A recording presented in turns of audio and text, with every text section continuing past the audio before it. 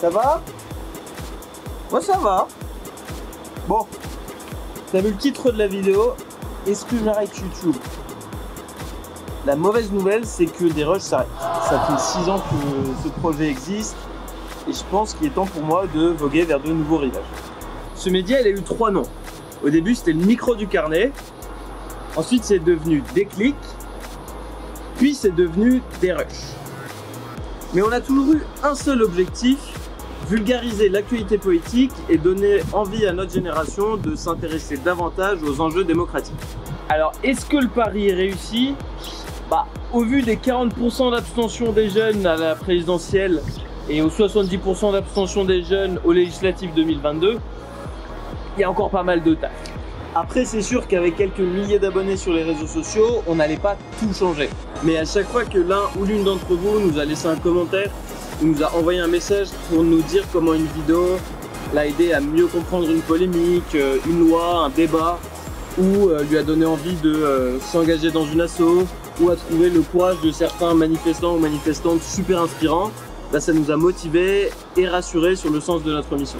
On n'a jamais vraiment fait de meet-up, donc j'ai jamais pu vous le dire en face, mais merci infiniment à chaque abonné qui nous a encouragés pendant 6 ans.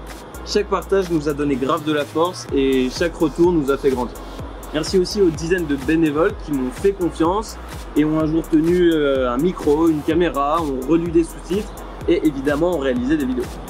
Après 6 ans de travail, on a diffusé environ 300 vidéos en tout genre, des directs en manif, des interviews de ministres, de députés, de jeunes engagés, de stars du ciné, des reportages, des décryptages, des enquêtes, des émissions, des docus et même un clip.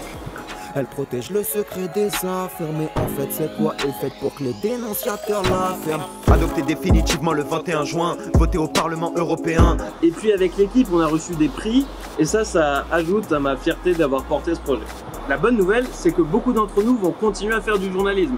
Zoé, Paul, Béné, Emeline, Eva, Sophia, Alex et Elouen sont devenus des stars de TikTok.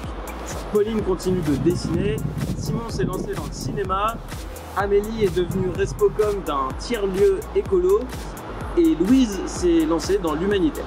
Je vais mettre les liens en description ou en commentaire des réseaux sociaux de tout le monde si vous voulez continuer à suivre leurs aventures.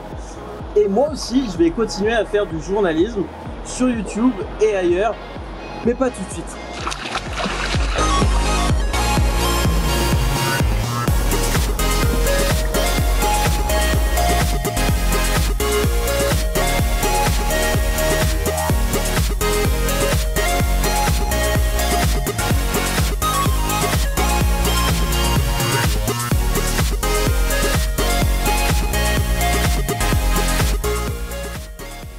Ok, je vais regarder si on a passé la barre.